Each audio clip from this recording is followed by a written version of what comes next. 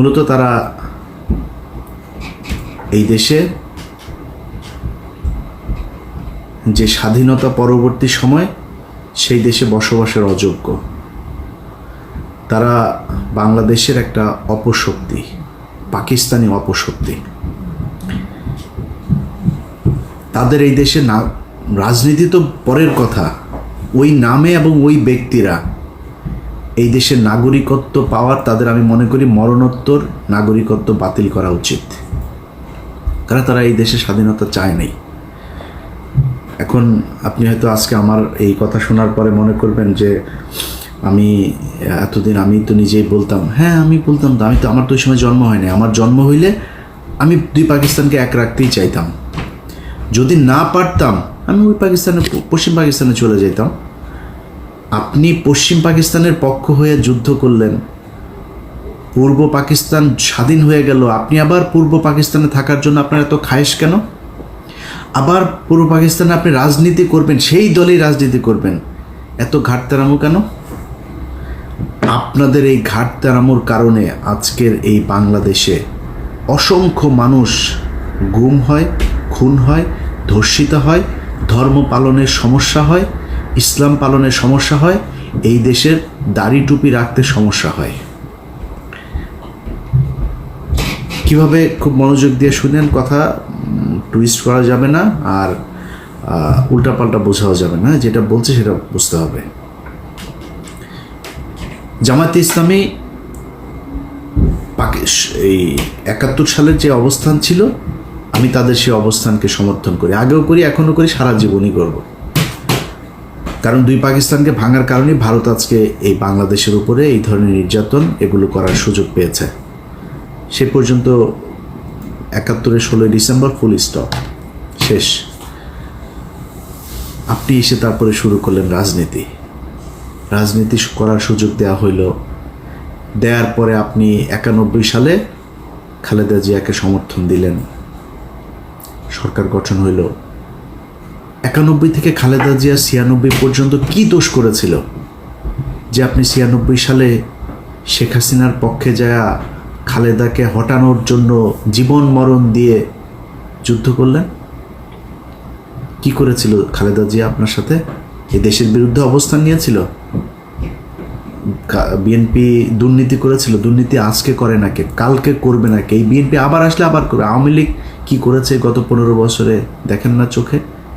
কেউ কেউ বলে থাকে ওই মেট্রো রেলে উঠলে নাকি দুইটা শব্দ তাদের খুব লাগে, যে মুনাফেকের জাতি নাকি যেন বলে, বেইমানের জাত, এটা মনে হয়। আরে তোর বাপের টাকা দিয়ে এই বানাই দিয়ে গেছিস, তোরা যেই টাকা দিয়ে মেট্রো রেল বানাইছিস, এরকম টাকা দিয়ে মেট্রো রেল এরকম পুরো ঢাকা শহর ছেয়ে ফেলা যায়। ৩ পদ্মা সেতুর টাকায় ১ পদ্মা সেতু বানাইছিস। তোদের মেট্রো রেল আর পদ্মা সেতুতে উঠলে মনে হওয়ার কথা, টাকাগুলো নিয়ে গেছিস, ওই টাকাগুলো ফেরত দেওয়ার কথা মনে হওয়া দরকার। বেইমানের জাত, মানে তোর বাপের টাকা দিয়ে করছিস না? তো এই দেশে যারা ওই সময় রাজনীতি করেছে, বিএনপি বলেন, আওয়ামী লীগ বলেন, সবাই দুর্নীতি করেছে। তো আপনি ৯১ থেকে ৯৬-তে আপনি জানেন না শেখ হাসিনাকে বাংলাদেশে ইন্ডিয়া পাঠিয়েছে কেন?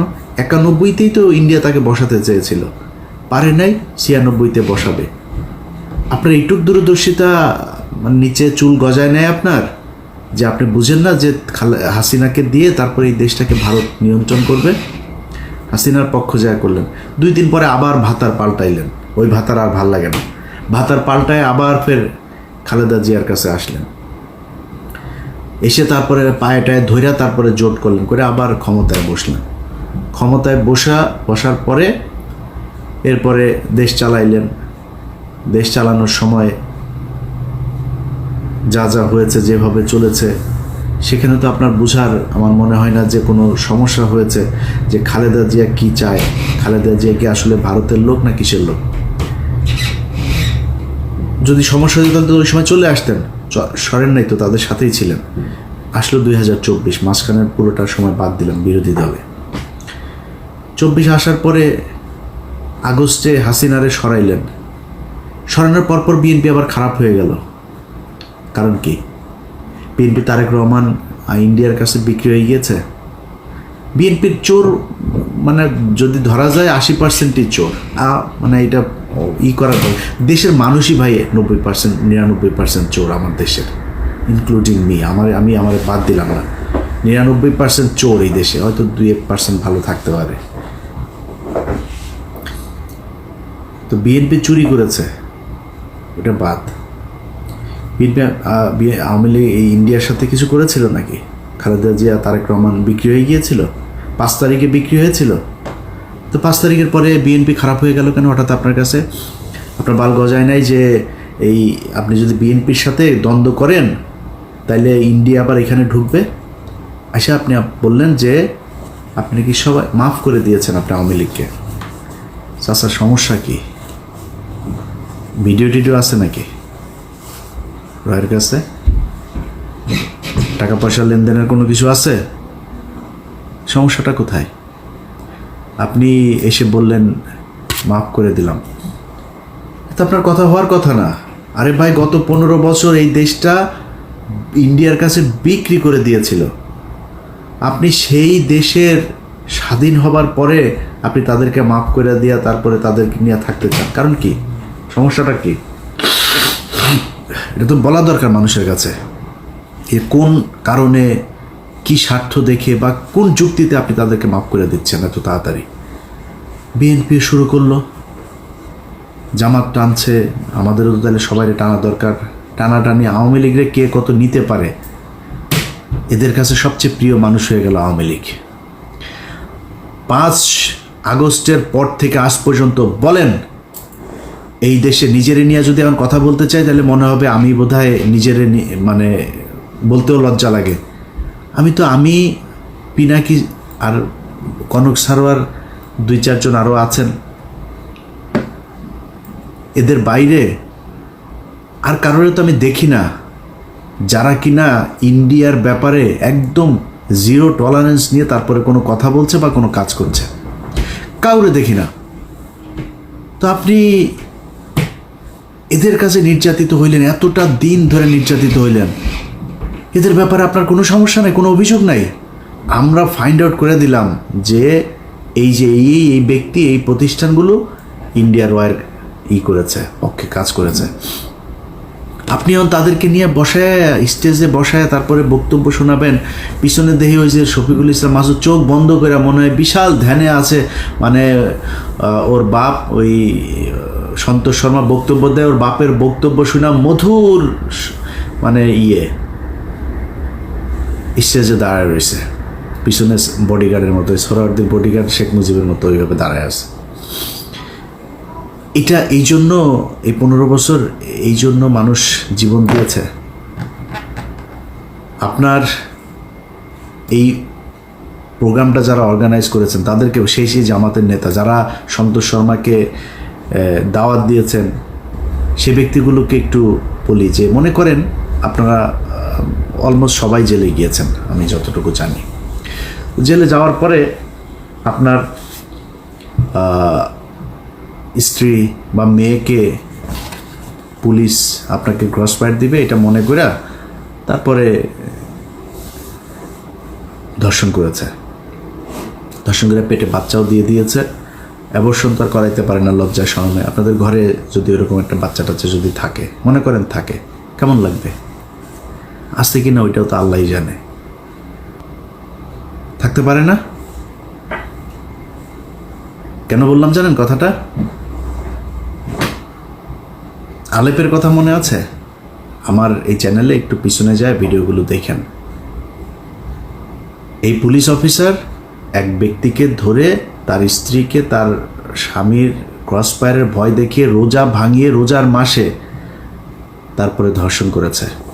দেখেছেন আমার এই চ্যানেলে ভিডিওটা? এরকম 16 জন আমাদের বাংলা এডিশন অফিসে গিয়েছিল। তো বাংলা এডিশনের কাছে যারা গিয়েছে ওরা তথ্য দিতে চায়, নাম টাম বলার পারমিশন দিচ্ছেন। তো বললাম নাম টাম কিছু যদি না বলি, কোনো পুলিশের নাম বলতে দেবেন না, ওরা লজ্জায় কারণে বলতে চায় না। তো এখন ওই ব্যক্তি শুধু আমাদের কাছে বক্তব্য দিয়েছিল কারণ ওর স্ত্রী মারা গিয়েছে। এগুলো নিয়েই দ্বন্দ্ব, সাংসারিক দ্বন্দ্ব, তারপরে আবার উনি গর্ভবতী ছিল, এইসব সমস্যা মিলে হঠাৎ করে মারা গিয়েছে। স্বামী স্ত্রীর মধ্যে এটা নিয়ে খুব খারাপ পরিস্থিতি চলছিল, মারা গিয়েছে। সে লোকের কথা শোনেন নাই? ওই লোকের স্ত্রীকে এইভাবে জোর করে ধর্ষণ করেছে। আমরা তো জানি না আরও কত মানুষের স্ত্রীকে এইভাবে ধর্ষণ করেছে যারা আমাদের কাছ পর্যন্ত পৌঁছাইতে পারেনি। আপনি মাফ করে দেওয়ার কে? তাদের কাছে জিজ্ঞেস করেছেন? ভারত গেল 15 বছরে যা করেছে সেটার শাস্তি হতে হবে, শুধু শাস্তি না, সারা জীবনের জন্য তাদেরকে নিষিদ্ধ করতে হবে। আপনি 2 দিনের মাথায় মাফ করে দেন। খিলগাঁয়ের জনির কথা মনে আছে? বুকে গুলি কয়টা? 19 গুলি নিয়ে তারপরে মরতে হয়েছিল, ছোট বাচ্চা। তবে বাচ্চার কাছে গিয়ে জিজ্ঞেস করেছেন যে ওর বাপের এই হত্যাকাণ্ডকে সে মাফ করেছে কিনা? সারা দেশে সেই 5ই মে থেকে শুরু করে বিভিন্ন সময় এই দেশে গণহত্যা চালিয়েছে। ঠিক যখন আপনি কথাটা বলছিলেন তার 1 মাস আগে, 15 দিন আগে একটা গণহত্যা চালিয়েছে। আপনি তাদেরকে মাফ করে দিচ্ছেন এত তাড়াতাড়ি? নিশ্চয়ই চাচা মিয়া ভিডিও কোনো মমতাজ কারোর সাথে মনে হয় আকাম কুকামের কোনো ভিডিও আপনার আছে আওয়ামী লীগের কাছে বা রয়ের কাছে। এই জন্য আপনি বক্তব্য দিতে বাধ্য হয়েছেন। ওইটা আপনার বক্তব্য হওয়ার কথা না। আমি একজন মানুষ হিসাবে, সুস্থ মস্তিষ্কের একটা মানুষ হিসাবে এটা আমি মনে করি না। হয় আমি পাগল হয়ে গিয়েছি, নাহলে আপনার কোনো ভিডিও কিছু একটা আছে, নাহলে আপনি মাফ করতে পারেন না। আপনাদের অনেকের খারাপ লাগতে পারে ভাই, এই দেশের এই জামাত ইসলামের কারণে। আমি সরাসরি বলি, ধরেন আমি কয়েকদিন আগে ওই যে বিরিয়ানি আলম সাহেব বলেছিলেন, তার সাথে আমার ওয়াশিংটনে আমরা মুশফিক ভাই এরা কয়েকজন ছিলাম একটা প্রেস ব্রিফিংয়ে এখানে। তো আমার জিজ্ঞেস করছিল যে আপনি নির্বাচন হলে কারে ভোট দেন? বলে নির্বাচন হলে জামাত ইসলামরে ভোট দেবো। এখনও এটা প্রকাশ্যে, মানে এটা আমি যেটা বলি আমি সবার সাথে কথা ওইভাবেই বলি। বলছি জামাত ইসলামে দেবো। বলছে কেন জামাত ইসলামে কেন দেবেন? বললাম জামাত ইসলাম বিএনপি দুইটা আমার কাছে সমান্তরাল, কিন্তু যেহেতু ওরা ইসলামটাকে একটু প্রিফার করে তো আমি এই কারণে জামাত ইসলামকেই ভোটটা দিব, বাট আমি বিএনপিকেও পছন্দ করি। এখনও বলছি এই এক কারণে জামাত ইসলামের প্রতি মানুষের যে দুর্বলতা, এইটার কারণে বিএনপির চাইতে আপনারা অনেকেই হয়তো জামাত ইসলামের অনেকে, আমারও তো মানুষ জামাত ইসলামই মনে করে, তো কালকে হয়তো মনে করছে আরে ইলিয়াস এই কী সমস্যা, কি ইলিয়াস তো এই জামাতও করেনি, তাহলে আসলে করে কোন দল? এখন আমি জামাত করি না, কিন্তু বিএনপির লোকজন কিন্তু আমার জামাত বানায়। এই যে জামাত বলা হয় এটার কারণ কি জানেন? এটার কারণ হচ্ছে ওই যে ধর্মীয় কথাবার্তা বলি। যখন অফিসে জব করতাম ইটিভিতে, রোজা রাখতাম, রোজা রাখাই তো আবার মাঝে মধ্যে ধরেন শুক্রবারে নামাজ টামাজ পড়ার জন্য সময় চাইতাম অফিসে। এই তো জঙ্গি, তো মানে শিবিরের লোক। আবার ওই হরতালের সময় শিবিরের ওই ফুটেজ যেগুলো আমি তাড়াতাড়ি পাইতাম আর কি, আমার কাছে এই তথ্যটা আমি সোর্স মেনটেন করতাম। মনে করেন ওর সাথে ও এত ফুটেজ পায় কেমনে, কোথায় ভাঙচুর হয় এটাও জানে কেমনে। এইটাও আরেকটা কারণ। আমি একা না, আপনি বিএনপির সাথে বলবেন যে আমি বিএনপি করি বলে এই বা মানে বিএনপির কিছু দেখি না এটা বলে আপনি পাওয়ার সুযোগ নাই। কারণ বিএনপির সাথে আপনার অনেকগুলো জায়গায় পার্থক্য আছে, যেই পার্থক্যটা আপনাকে মেনটেন করতে হবে। যে পার্থক্যগুলো কি? আবরার ফাহাদ বলেছিল সে শিবির করে, আবরার ফাহাদকে হত্যা করা হয়েছে শিবির সন্দেহে, জানেন না? আমি বেতন পেয়েছি 23,000 টাকা বেতন পাই মাত্র তখন। বেতনের পুরো টাকাটা নিয়ে তারপরে যে কোনো জামাত ইসলামের কোনো একটা জায়গায় দিয়ে এসছি। এটা একটা রসিদ ছিল, সেই রসিদটা আমার ড্রয়ারে ছিল।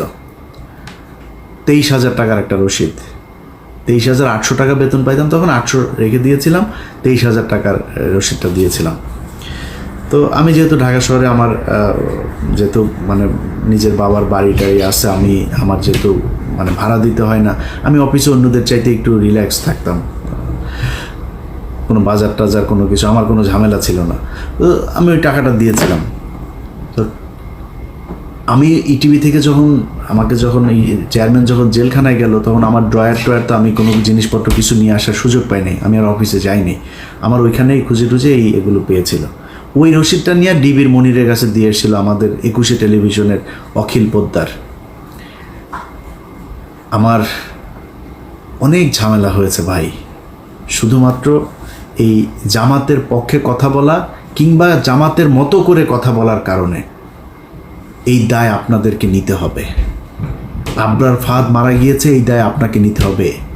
আপনি ইসলাম নিয়ে রাজনীতি করেন, এই জন্য আপনার নামে যাদেরকে ফজরের নামাজ পড়তে যাওয়ার কারণে জঙ্গি বানিয়ে শিবির ট্যাগ দিয়ে তারপরে ফাঁসি দেওয়া হয়েছে, ক্রসফায়ার দেওয়া হয়েছে, যাদের স্ত্রীদেরকে ধর্ষণ করা হয়েছে, এর সব দায় জামাত ইসলামকে নিতে হবে। এই জন্য আপনার দায় অনেক বেশি বিএনপির চাইতে। বিএনপি তো ভাই খালি খালেদা জিয়া, তারেক রহমান, জিয়া পরিবার বাদ দিলে বিএনপির 90% মানুষের সাথে আওয়ামী লীগের কোনো পার্থক্য নাই। আপনি যদি নাকি এই ভারতের ইস্যুটার সামনে নিয়ে এসে যদি বলেন, ভাই বিএনপির বহু মানুষ আছে। এই যে সালাউদ্দিন দেখেন না, সালাউদ্দিন ইন্ডিয়াতে ধরে নিয়ে গিয়েছিল, আমরা জানি, ধরে নিয়ে যে তাকে গুম করেছিল। ওই গুম হয় নাই, ওই বাংলাদেশের মানুষের গুম করছিল। ইন্ডিয়াতে বসে সে আমাদের সাথে ফোনে কথা বলে, আমার সাথে অনেকবার কথা হয়েছে। ইন্ডিয়াতে বসে থেকে কথা বলে আমার সাথে, অনেক ইনস্ট্রাকশন দিত, ভাই এরকম করো, এরকম এই সেই। আমি খুব অবাক হইতাম যে ইন্ডিয়াতে বসে সে কথা বলে, তারে কিছু বলে না। তখন কিন্তু আমরা এটা নিয়ে আলোচনা করতাম যে সমস্যা, এরা আসলে ইন্ডিয়া নিয়ে গিয়েছে ভাব ধরানোর জন্য, সে আসলে রয়েরই লোক, ওইখানে নিয়ে তাকে ট্রেন আপ করা হচ্ছে বিএনপিকে, যাতে সে দেশে গিয়ে তারপরে সার্ভিসটা দিতে পারে। সেই সার্ভিস এখন এসালম টেসালম এদের সবাইকে বাঁচায় সালাউদ্দিন সাহেব দিচ্ছেন। তো বিএনপিরে যদি আপনি তারেক রহমান, খালেদা অর্থাৎ জিয়া পরিবারের বাদ দেন, আমি জানি না ভাই কয়জন খুঁজে পাবেন সেখানে ইন্ডিয়ান লোক। মির্জা ফখরুল এই দলের দ্বিতীয় পার্সন, তার মতো লোক ভারতীয় এজেন্ট। এরপরের আর কে কোথায় আছে আমরা জানি না, এটা নিয়ে আজকে কথা বলছি না, যেহেতু আজকে ওইটা বাদ। তো মানুষের প্রত্যাশা জামাত ইসলামের উপরে অনেক বেশি, বিশেষ করে ভারতের ক্ষেত্রে, কারণ ভারতের সাথে আপনারা 71-এ হেরেছেন। এই গত কয়েক বছরে আপনাদের কয়েকজনকে হত্যা করা হয়েছে। 15 বছর আপনাদের যেসব শিবিরের ছেলে পেলে আছে, জামাতের লোকজন আছে, তাদেরকে প্রচণ্ড কষ্ট নির্যাতন সহ্য করতে হয়েছে। এই কষ্ট আপনাদের উপরের এই তাহের ঠাকুরের মতো, এই তাহের মিয়ার মতো এরকম 2-4 জন রয়ের এজেন্টকে নিয়ে আপনি এই পুরো দেশের সব মানুষকে বিপদে ফেলতে পারেন না। জামাতে ইসলামকে নিয়ে অনেক কিছু বলার মতো সুযোগ ছিল, কিচ্ছু বলি নাই। আপনি জানেন এটিএম আজহার এখনো পর্যন্ত জেলখানায় আছে। বাংলাদেশের মানুষকে বিষয়টা বলি, কেন আছে জেলে জানেন? জেলে আছে জামাত ইসলামের কয়েকজন নেতার কারণে। তারা ইচ্ছা করে তাকে জেলখানায় রেখেছে, তারা চায় না সে ছাড়া পাক। 5 তারিখের পর থেকে এখনো পর্যন্ত জামাত ইসলামের অনেক নেতার বাড়িতে আওয়ামী লীগের লোকজনকে লুকিয়ে রাখা হয়েছে। শিবিরের ছেলে পেলে যায় কিছু কিছু জায়গা থেকে তুলে জোর করে তারপর জামাতের সাথে যুদ্ধ করে তাদেরকে বের করেছে। জামাত ইসলামের সাথে শিবিরের একদম খুব স্পষ্ট কিছু দ্বন্দ্ব, তারা সেই বিষয়গুলো বাইরে আসতে দেয় নাই, কিন্তু সেই দ্বন্দ্বগুলো এখন প্রকাশ পাচ্ছে। জামাত ইসলাম, ইসলামী ছাত্র শিবির থেকে শুরু করে যারা এই দলের সমর্থক কর্মী যারা যেখানে আছেন, আপনারা যদি মনে করেন ভাই সন্তোষ শর্মার মতো লোককে এরকম একটা জায়গায় জায়গা দিয়ে জামায়াত ইসলাম ভালো কাজ করেছে এবং আপনারা সেটাকে সমর্থন দেবেন, আমার কোনো সমস্যা নাই। কিন্তু আজকের পর থেকে জামায়াতে ইসলামকে কোনো জায়গায় কোনোভাবে ছাড় দিয়ে ইলিয়াস হোসেন কথা বলবে না। আপনাদের সম্মান থাকলো কি না থাকলো যায়ও না আসেও না, কারণ এই জামাত ইসলাম আর আওয়ামী লীগের মধ্যে কোনো পার্থক্য নাই। ওরা ভারতীয় চর, তোমরা পাকিস্তানি চর। আমরা পাকিস্তানের সাথে প্রচণ্ড ভালো সম্পর্ক রাখতে চাই, কিন্তু তুমি পাকিস্তানের হয়ে এই দেশের বিরুদ্ধে, মানুষের বিরুদ্ধে যুদ্ধ করে তারপরে এই দেশে এসে রাজনীতি করবা, রাজনীতি করতে এসে যখন যার দিকে মনে চায় তার পক্ষ হয়ে কাজ করবা, আর তোমারে আমরা কোলে তুলা তুলা নাচবো, এটা মনে করার কোনো কারণ নাই। এই কারণেই আজকের ভিডিওতে সবশেষ যেটা বলতে চাই, তোমাদের এই গত 15 বছরে তোমার দলের ভেতরে যত মানুষজন নির্যাতন সহ্য করেছে তাদের কাছে পারমিশন নিয়ে তারপরে সন্তোষ শর্মাকে কালকে স্টেজে উঠিয়েছে।